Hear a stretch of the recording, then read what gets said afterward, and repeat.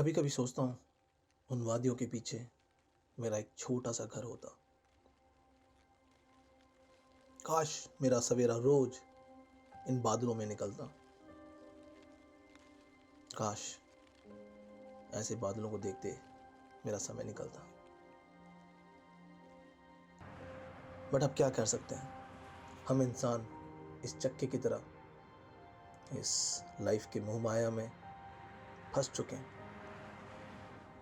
जहाँ एंट्री है but exit शायद नहीं।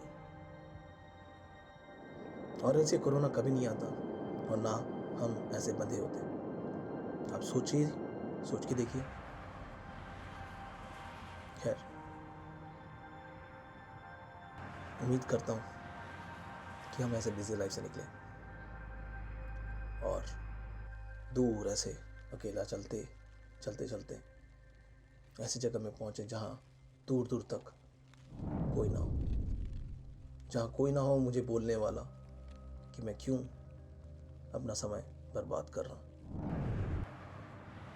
उनके लिए ये समय बर्बाद है, मेरे लिए ये समय मोमेंट्स है।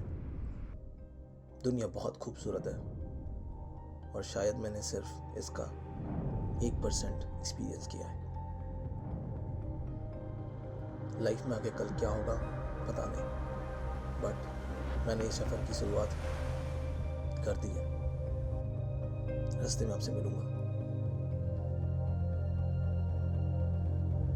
See you guys with a big smile.